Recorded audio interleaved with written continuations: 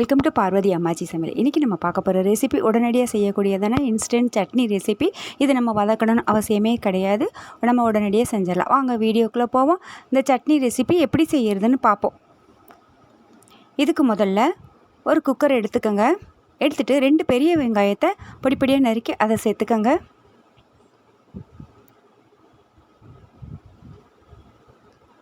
சேர்த்துட்டு அது கூடயே தக்காளி பழம் ஒரு 3 தக்காளி சேர்த்துக்கோங்க. பெரிய தக்காளியாக இருந்தால் 3 தக்காளி சேர்த்துக்கோங்க. சின்ன தக்காளியாக இருந்தால் 1 தக்காளி அதிகமாக சேர்த்துக்கோங்க. ஒரு 6 பல் பூண்டு சேர்த்துக்கோங்க. சேர்த்துட்டு இதில் 1/4 ஸ்பூன் அளவுக்கு மஞ்சள் தூள் சேர்த்துக்கோங்க.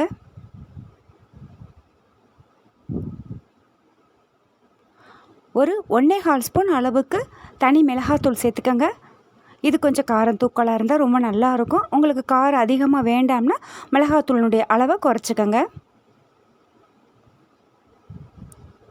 பெருங்காயத்தூள் ஒரு 2 பிஞ்ச் அளவு சேர்த்துக்கோங்க.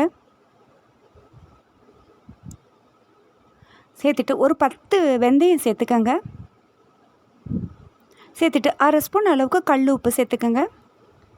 நான் 1 ஸ்பூன் போட்டேன், மறுபடியும் நான் ஒரு 1/4 ஸ்பூன் அளவுக்கு தனி மிளகாத்தூள் சேர்த்துருக்கேன். அதனால தான் 1/4 ஸ்பூன் நான் சொன்னது. ஒரு டம்ளர் அளவுக்கு தண்ணி சேர்த்துட்டு குக்கரை மூடி வச்சு ஒரு 5 விசில் வச்சு எடுத்துக்கோங்க. 5 விசில் வந்த உடனே நல்லா எடுத்துட்டு இந்த மாதிரி இருக்கும். அதை நல்லா ஆறின உடனே மிக்ஸி ஜாரில் சேர்த்து நல்லா ஃபைன் பேஸ்ட்டை அரைச்சிக்கோங்க. அரைச்சிட்டு இதுக்கு ஒரு தாளிப்பு கொடுத்துடுவோம். கடாயை காய வச்சுட்டு 2 ஸ்பூன் அளவுக்கு எண்ணெய் சேர்த்துட்டு கடுகு உளுந்தம்பருப்பு ஒரு 1/2 ஸ்பூன் சேர்த்துக்கோங்க. கொஞ்சம் கருவேப்பிலை இலைகளை சேர்த்துட்டு இதை தூக்கி ஊற்றிடுங்க. கொதிக்க வைக்கணும்னு அவசியம் கிடையாது. இது அப்படியே நம்ம எடுத்து பரிமாறலாம். ரொம்ப நல்லாயிருக்கும். இது உங்களுக்கு காரம் அதிகமாக தெரியுதுன்னா கொஞ்சமாக வெல்லம் சேர்த்துக்கோங்க. விருப்பப்பட்டால் நீங்கள் வெல்லம் கூட ஒரு துண்டு சேர்த்துக்கலாம்.